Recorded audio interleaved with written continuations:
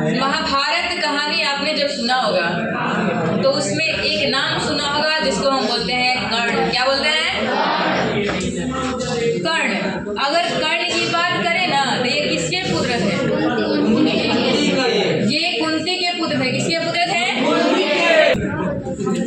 जो कुंती के पुत्र थे कर्ण, वो रियलिटी में कुंती से जन्म नहीं लिए थे, वो वरदान के स्वरूप मिले थे।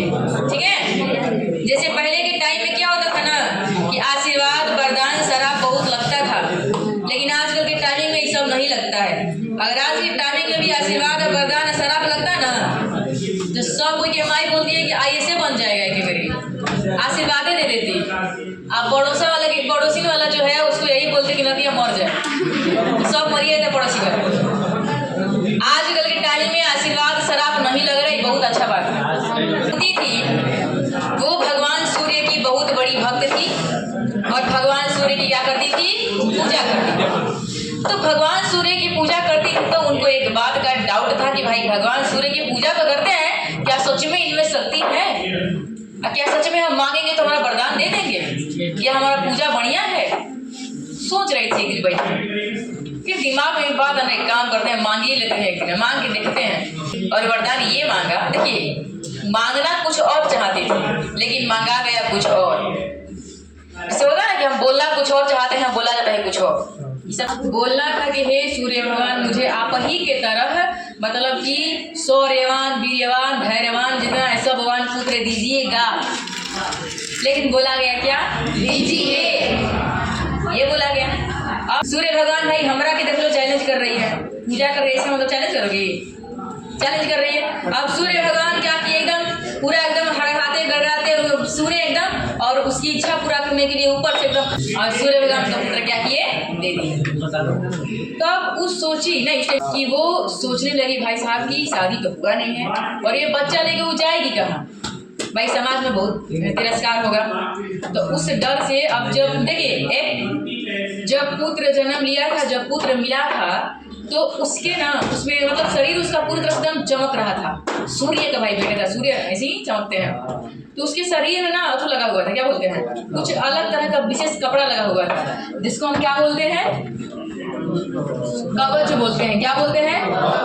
कवच कुंडल बोलते हैं। ये ना एक विशेष प्रकार का क्या लगा हुआ था? कपड़ा लगा हुआ था। ठीक है, सही लिखे है ना? विशेष गलती लगा था, आप सही लिख ले बने, अभी गलती है। चलो छोड़ो, ऐसे हटाए। मान लो विशेष कपड़ा मिला। सुनिए अब हुआ क्या कि वो कपड़ा ना, ये उस कपड़ा का ये विशेषता था कि जब तक कवच और कुंडल कर्ण के शरीर में रहेगा तब तक हजारों देवता, हजारों दानव मिल के भी उसको मार नहीं सकते। ये उसका विशेषता। जिस चीज के साथ वो जन्म लिया, जिस चीज के साथ उसका परवरिश हुआ, जिस चीज के साथ के लिए उसका बहुत बड़ा मतलब कि बड़ाई था, विशेषता था कि एक चीज उसके पास विशेष है, वही चीज लास्ट में उसकी मृत्यु का कारण बन गया। समझ में आ रहा है? वही चीज जिस चीज के लिए बहुत विख्यात था, उसी वही जो चीज कीमती चीज जो उसके पास था, वही लास्ट में उसके मृत्यु का कारण बना कि उसके शरीर में एक विशेष प्रकार का कपड़ा था जिसे हम कवच और कुंडल कहते हैं। तो अब बेचारी कुंती क्या की कि भाई उस घर पर तो ले जाएगी नहीं, समाज में तिरस्कार हो गया, शादी हुआ नहीं उसका। अब हुआ क्या कि उसने उस बच्चा को क्या किया कि एक खाचा में रख के जिसमें था और एक नदी में क्या किया, वहीं पर जो उसमें क्या किया, दबा दिया। अब हुआ है कि भाई इससे दूर चल गया। दूर जाने के बाद क्या हुआ कि वो बच्चा जो था वो मरने वाला थोड़ी ना था, उसके पास कवच कुंडल था, कुछ उसको नहीं हो सकता था। तो अब क्या हुआ ना कि वो तैरते तैरते तैरते कहाँ पहुंच गया? कौरव के स्थान तक चला गया। कहाँ चला गया? कौरव लोग जहाँ रहते थे उधर की ओर चला गया। जब उधर की ओर गया ना तो कौरव लोग जब इसको देखे तो देखे कि भाई एक बच्चा है, पूरा एकदम चमक रहा है, उस विशेष प्रकार का बच्चा लग रहा है। उसको लिए और उन लोगों ने उनको क्या किया, पालन पोषण किया और ये बड़ा हो गया। तो बड़ा होने के बाद एक बात बताओ कि बड़ा हो गया जब, इसको तो पता नहीं था कि हम किसके लड़का है क्या है, इसको भाई कौरव पाले पोषे थे। तो बड़ा होने के बाद ये किसके पक्ष से युद्ध करेगा बताओ? आपसे एक नंबर में क्वेश्चन पूछेगा कि कर्ण महाभारत में किसके पक्ष से युद्ध कर रहे थे? भाई वही बात उसको पड़ गया था ना, उसी के समय से युद्ध करेगा, तो कौरव के पास से।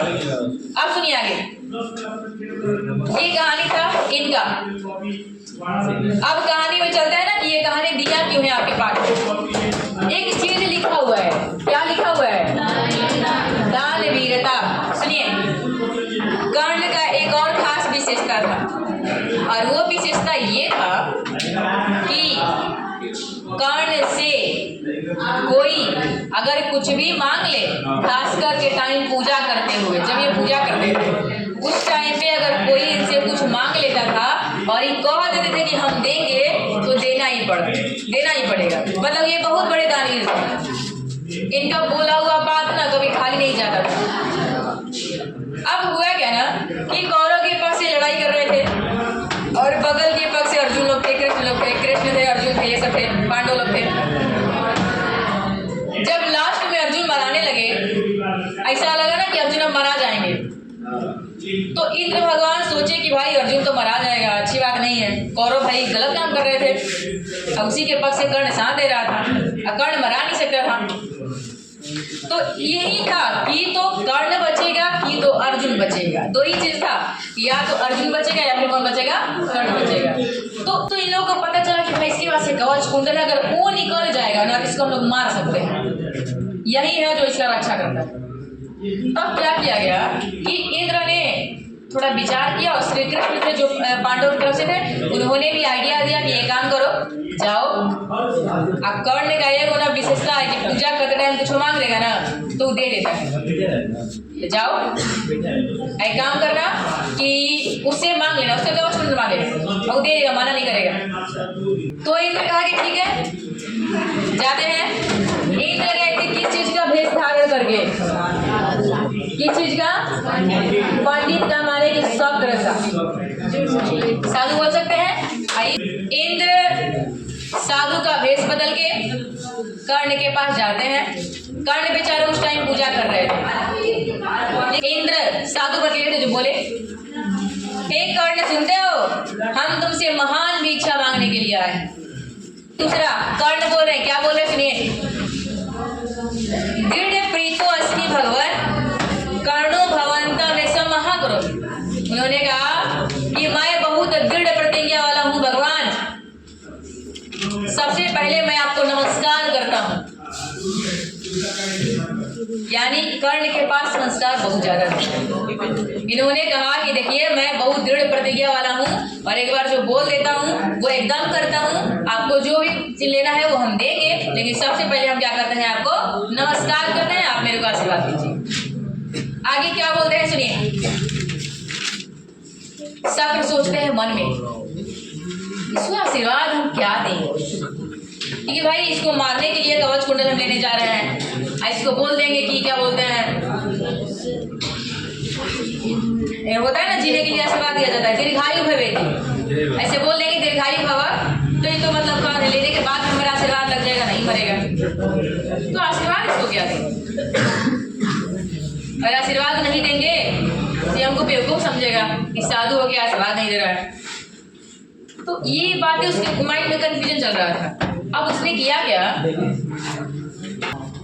उन्होंने इसको दीर्घायु होने का आशीर्वाद नहीं दिया, उन्होंने आशीर्वाद दिया कि हे कर्ण तुम्हारा जो यश है ना वो सूर्य की तरह चमके, हिमालय की तरह विशाल हो, चंद्रमा की तरह शीतल हो, ये आशीर्वाद दिया। कर्ण बोल रहे हैं कि भगवान किम न वक्तव्यम दीर्घायु भवेति। हे भगवान आप एक बात बताइए, आपने मुझे दीर्घायु होने का आशीर्वाद क्यों नहीं दिया? आपने जो आशीर्वाद दिया है वो आपको शोभा नहीं देता है, आपने मुझे दीर्घायु होने का आशीर्वाद क्यों नहीं दिया? भगवान की में इच्छा सी की मही देना। अच्छा ठीक है कोई बात नहीं, आपने आशीर्वाद नहीं दिया तो आप बताइए कि आपको क्या चाहिए। शक्र बोलते हैं महतराम भिक्षया, मुझे बहुत बड़ी भिक्षा चाहिए। तो कर्ण बोलते हैं कि महतराम भिक्षया सा अलंकार गो सहस्रम ददामि। यानी कहने का मतलब ये है कि महान भिक्षा आपको क्या चाहिए, कहिए तो आपको हजारों गाय। आपसे क्वेश्चन पूछे, इस बार ही पूछा था कि दूसरा बार तीसरा बार में क्या मांगा था, क्या दिया था। सुन लो, बोले ना कि पहला बार यही बोले कि ठीक है आपको महान भिक्षा चाहिए तो एक काम करते हैं, 1000 गाय आभूषण से लदी हुई, यानी सोना जवाहरात से लदी हुई आपको हम देना चाहते हैं, क्या आपको वो चाहिए? यही पहला बार पूछा था। क्या बोले, शक्र जरा सुनिएगा। गो सहस्रमिति मूर्तकम क्षीरम पिबामी नेक झामी कर्ण नहीं झामी।